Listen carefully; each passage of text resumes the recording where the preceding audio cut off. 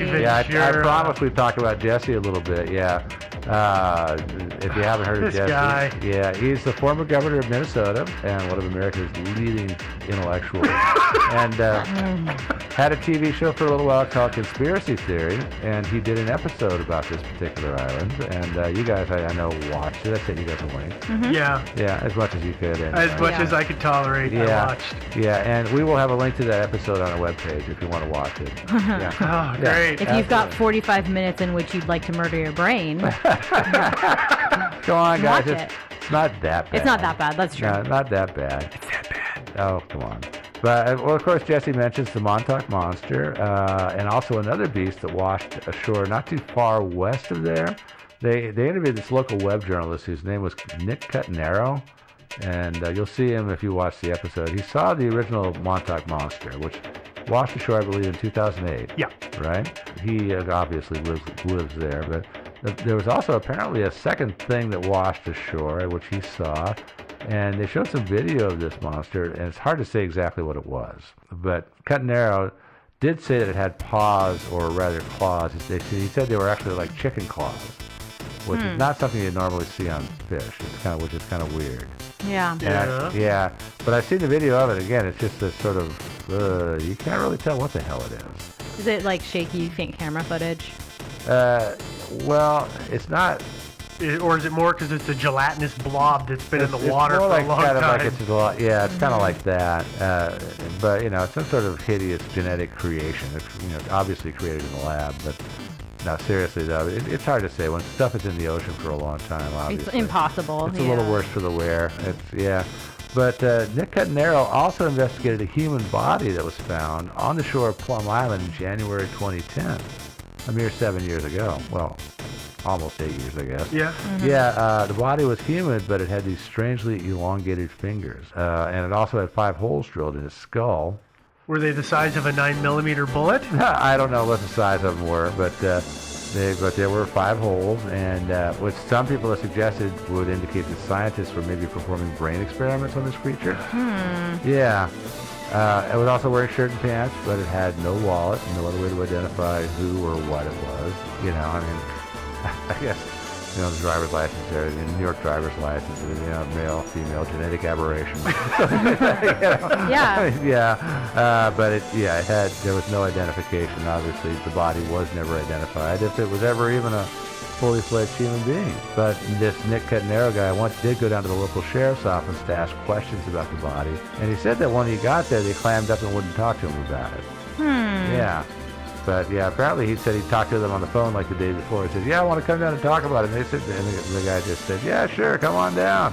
But then he shows up and it's just like, bam, nothing. That's probably their game with reporters, is let's just make that guy come all the way down here for nothing. That's right, because he's going to come all the way down here. He's going to spend half an hour just finding a parking spot. Right. And then he's going to put a bunch of money in the meter. Yep. And then he's going to show up and we're going to go, ha ha. And then we're going to ticket him for improper parking. Yeah.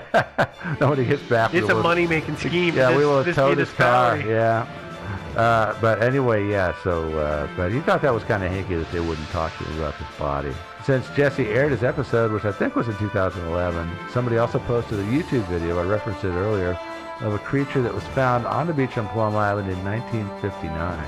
And I see the video. I assume you guys watched the video too, right? Uh-huh. Yeah. All 30 seconds of it? It's not a very long video. Yeah. And it looks like maybe some sort of animal-human hybrid. It almost looks to me like the hindquarters and back legs of a dog, maybe, but the front legs are not dog legs. They have elbows and look almost more human to me. I know Devin has, but have you, Joe, did you ever play that old video game Altered Beast? No. You've played Altered Beast, Devin. Nope. Oh, God, what is wrong with you people? I don't know. Anyway. Other video games? Yeah, we suck. It's an old video game, yeah.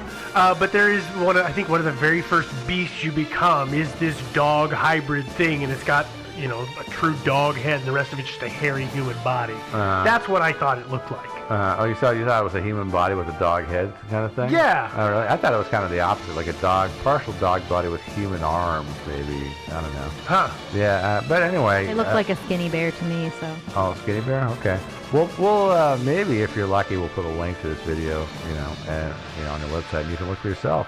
But unfortunately, nobody's thought like set a beer can down next to this creature for scale. So you can't When they were really- creating this film. when they were filming it, because so you can't really tell how big it is. I mean, it could be the size of a 20-pound dog, or it could be the size of a small bear. I mean, I Yeah. don't know. It's just impossible Could be, to tell. 50 feet long. Who knows? It's kind of that way with the Montauk Monster, frankly. I mean, it's hard. You can't really tell exactly how big that thing is. Oh, Because there's a scale reference on the Is there a scale on that one? There's a fly on it. Oh. If you look, there's a horsefly on that thing, so it gives you a sense of scale. Oh, okay. I didn't see the fly. Yeah, there's a horsefly on its shoulder, just behind its head, and it's almost in perfect profile. But yeah, there's a fly on it, so you can actually use that to guesstimate its size. I still think a beer can would have worked better. Oh yeah, Yeah. if it had been A banana convenient would be the best. Banana would actually, good. Yeah. That'd be good. And the other thing about these carcasses is they disappeared. Like the Montauk Monster, very famously, it was photographed, but then the carcass was taken away, and it just sort of vanished. And nobody knows what happened to it. Same thing with this beast or whatever they found on the shores of Plum Island. Same thing with the dead body that they found and all Who that was stuff. it taken away by? Yeah, the authorities, I guess. Okay. I don't know. Animal control. Maybe, I don't know. Yeah, the garbage man? No, just kidding. I assume some guys in suits came and grabbed them and took them away, but I don't know. But the Montauk Monster definitely disappeared, and that's one of the reasons that sort of contributes to the mystique of the monster, is that it vanished the way it did. Yeah, 'cause Yeah. it's certainly Yeah. not getting around on its looks alone. No. Obviously, somebody, it's not in a museum. And also, back to Jesse Ventura, in his episode, which of course you're going to need to watch, he notes the security on Plum Island seems to be unnaturally tight for a research facility. Yeah. Yeah. Yeah, I don't. Yeah, I think I mentioned that Department of Homeland Security took over the island in 2002. You did not, but Yeah, now I you have. did not. Okay, now I have. Yeah, and obviously, apparently, in the wake of the 9/11 attacks, it was thought, well, Plum Island, if terrorists invaded and say set some of that stuff loose, or grabbed a bunch of it and they just hoofed off to the Midwest and infected all of our cattle. Did you and say pigs hoofed with it. off? Yeah, Yeah. hoofed it off to Yeah. but I was Mouth. kind of hoping that it was because they were like, listen, it was really great to defend against the French or the Spanish Yeah. during the Spanish-American War. So this is a good tactical move against terrorists too. Well, yeah, if they little terrorist armada sails up Yeah. there. This is the first Yeah. point they're going to attack. Yeah, I'm pretty Yeah. sure. No, yeah. that's Flat possible island. too. Yeah. No, it does make way more sense for them to be like, listen, we don't want anybody to get Yeah. their hands on this stuff. Yeah, no, but Jesse seemed to think that was a little strange that there was that much security surrounding this island. Jesse thinks a lot of things. He says a lot of things. Well, yeah, and in fairness to Jesse, I don't know if he believes all of it or not, but he seemed to feel like it was just like, and he's of course, as he reminds us many times in this show, that he was a former Navy SEAL, and so he knows something about these things, and he thought it was just way too much security So like, for a humble agricultural research, sure. So like, I couldn't just like take my boat out there. Oh no. Okay. Could You I? wouldn't. If my boat sank, could I like swim to the island? Probably could. They would probably take you at gunpoint and That's fine. strip search you and everything like that, and probably call the local police and have you taken away. Or then they'd run a background check on you before you were released. Okay. But yeah, they wouldn't kill you. Okay. I'm pretty sure they wouldn't, and they probably wouldn't let you drown. Okay.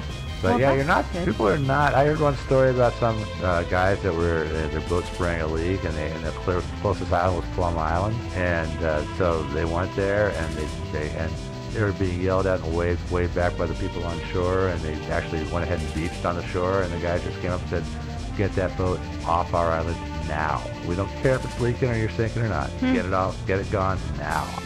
So they left, and apparently another boat was passing by and gave them a tow back to shore, so they didn't drown. That's nice. But apparently they're pretty hardcore about not letting people on the island. Okay. Yeah. But there, of course, are people that work there. There's a ferry that goes out there every day, takes all the workers out there. And there's all sorts of security, not security in terms of guns, but in terms of disease spreading. And Biosecurity. Biosecurity, yeah. People, of course, you have to show your ID and all that stuff, and Well, it makes sense. I well, mean, yeah, and then you gotta go into a room and change out of your street clothes and into lab clothes and stuff, and then at the end of the day you have to shower twice. but I feel like that's standard for most Yeah. research facilities like this. You would think it would be, yeah. So I think you have to take a disinfecting shower, and then you go off and take another shower. So it's like it's serious. Yeah. Yeah. They But don't want. Devins makes a great point. This is not unique to Plum Island. Well, This- and No, if it no. is, then I would like to talk to somebody because I'd like for it to be standard Yeah. everywhere. Yeah. Well, like they're- if this is overkill, like we need more overkill places. Yeah, they're actually not even like the highest level of biosecurity that there is. they're level Great. 3, They're level and 3. I think it goes up to 5. I thought it was 4, but I could be wrong. But That's fine. yeah. Either way, I mean, No, I think they're 3. The Kansas site is going to be a level 4, and I Yeah. thought there was a level 5, but it doesn't matter. Yeah. Well, I mean, we only know there's a level 4. There's probably a level 5, level 6. We don't. Probably know a level MI7. Probably. Yeah, Yeah. I'm just gonna go on the record and say I would like every kind of bio research facility to have like this should be the minimum. Mm-hmm. If you're researching something that can infect things, this should be the minimum. There's some poor researcher somewhere who works on, making better, plumper, tastier strawberries. They're like, damn you, Devin. I have to take disinfecting showers now. Yeah. Yes. That would be funny. Yeah. I don't want you to accidentally infect my normal strawberries. I like them little, thank you. No, that would And be tasteless. funny. Yeah, some government. Small and Dry. Yeah, some because they government forget to official. water them all summer. But yeah, I mean, it would be funny if Devin's words were the genesis for a whole new crash program in the government to clamp down on everything. Yeah. I'm looking forward to getting the residuals from that. Yeah. We get a lot of hate mail. Listen, That'd Yeah. be the residual. it's the government. They'd Yeah. probably be like, here's $1 million a year Just for your suggestion. for your idea. Yeah, I know. That's how they treat suggestions, right? The Oh. U.S. Yeah. Oh, yeah. Anyway, Yeah, that's sorry, exactly we've how it gone off. goes. Okay, so Oh yeah. Where are we? Oh yeah, back to the tight security on Plum Island. Yeah. Oh, by the way, if you're an animal, like if you do have to swim ashore, be sure you don't look like a deer or anything like that, because they will shoot you. that makes Any- sense to me, though. Yeah, I know it I mean, does. it's sad It's for too the bad. deer, but It is. like But yeah, I mean, they don't want it catching any sort of hoof and mouth disease hoof and and then mouth or taking anything it else and back. taking it back to the shore, and so any critter like that on the island gets shot. But birds apparently do not get shot. But they shoot mammals, because apparently, I guess, hoof and mouth or I should say foot and mouth is a mammalian disease. I don't think it affects birds. No, it doesn't make the jump to avian. Yeah, and so they're not that worried about birds. In fact, But they also don't store animals outside. They used to in the Yeah. beginning, but animals now. I was actually really kind of impressed with their protocols, because the entire building is negatively pressured, Yeah. so that if a wind, if there's a crack in a window, it's going to pull air from the outside rather than push it out. Yeah. And when you get into the actual infected section where the animals are actually being infected, that's even at an even higher pressure. So all air is pulled into that area so Yeah, that it it's doesn't smart. escape. No, they have a big fan in the ceiling that blows it all straight up the ceiling. They have a big ass fan, Yeah. I mean, hopefully they've got like they've got IKEA. Oh, I'm hoping that they have a really monster-sized HEPA filter on there, and not just some crappy thing they got at Home Depot, furnace filter. Or the one that they got at that uranium plant we talked about. Oh yeah, Really good ones, the bags. yeah. Yeah. I'm assuming that they got some heavy-duty filtration. I'm sure it stuff costs going at on least there. $10,000. Oh, more than that. It's the federal government. Come on. True.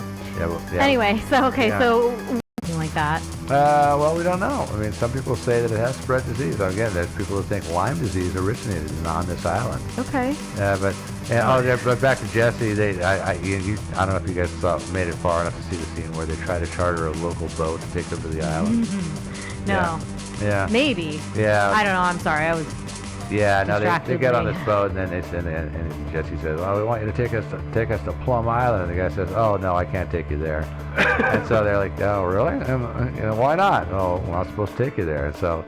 Well, so they went and asked in this marina, they asked some other boat operators if they would, and they were like, no, won't take you to Plum Island, sorry. I'm sorry. This is like, I'm going to go on a little soapbox here for a second, but this is like far and away my biggest problem with like most conspiracy theories is that, this is a reasonable thing. It's a government run facility with like reasonable security for Yeah. what they're doing there. And reasonably, they've asked all of the boat owners in the marina to not take people there because they're like it's not a civilian access area, right? I think Yeah. it's more of told than asked, but Well, Yeah. either way, okay. So I think all of those things are reasonable. Yeah, Jesse reasonableist. didn't see it that way. Right, and Yeah. so like that's the thing is then when you come in with that conspiracy theory, you're like, well, obviously they're hiding something. It's like no, they're just Yeah. They're trying to make it so you don't accidentally infect all of our cows. Yeah, that makes sense to me. Yeah, but they're not just, the government's not just hiding stuff, but they struck fear into the local populace. I mean, these guys are afraid to go there. And of course, from their point of view, it's like, well, I have a charter boat operator, and these guys know that I live here, so they know that I'm not supposed to go there, so I can't just like stumble over to the island and say, Yeah, you I have had an no identification idea. number on the bow of your boat. If they see you buzzing them once a week with a bunch of gawking tourists, they know who you are. Yeah. Your identification number is right there. They can very easily find you. Yeah, so I don't think it's very nefarious, but well, yeah, it looked nefarious to Jesse, but a lot of things seem well, it's not nefarious just to him. well, yeah, but it's not just him. I mean, there are people that are really, really worried about what's going on this island. Like, what if some killer plague is released? And there have been some accidents. There was one in 1978. Apparently, foot and mouth was released to animals off the island. Don't ask me how. I haven't heard specifics of it. But apparently, there was that. I think that was when they decided to move the animals inside. I would guess. I think that was at that point. That would probably make sense. I think they recognized. I think that they might have thought that perhaps what happened was it was transmitted by birds. Because even though the birds can't catch that, maybe a bird picks up a tick off of a critter, and it winds up flying back to the mainland or something like that. Yeah. So at that point, but they got it in hand apparently, because I could still buy steaks at my local store. Yeah. So apparently they got it under control. But the animal pens are now indoors. Which makes sense. Yeah. In negatively pressured indoor spaces. Yep. Yeah. Safety.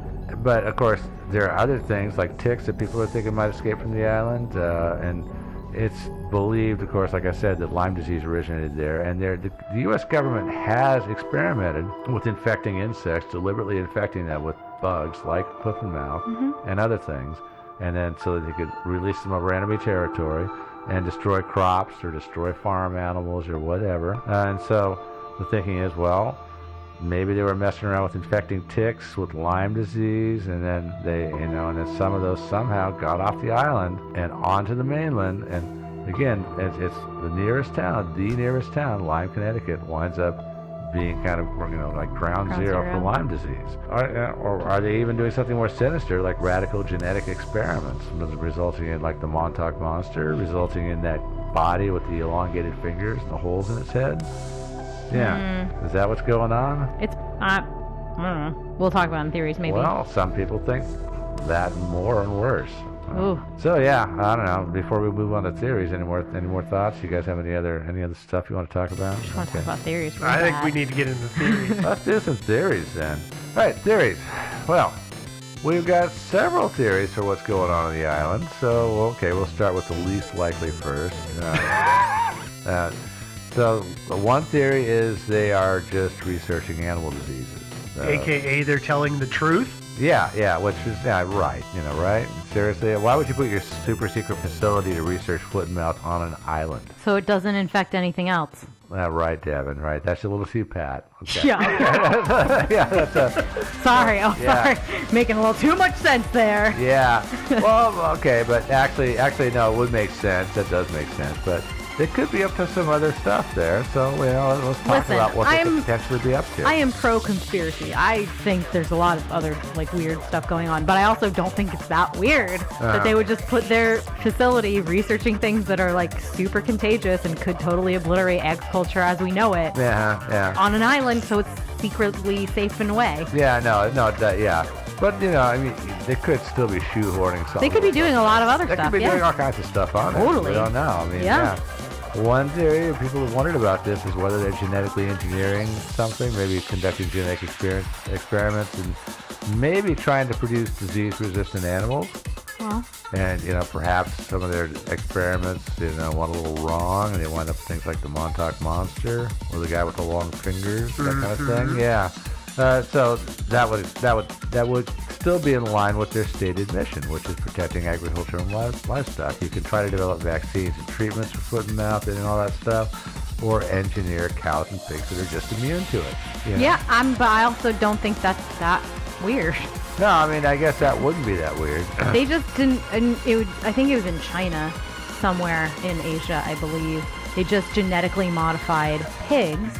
I don't know if you heard about this. I don't think that we'll ever get them in America, but pigs did not have the gene that allowed them to like self-warm or something like that. So that's why they amass all that fat. Somebody just like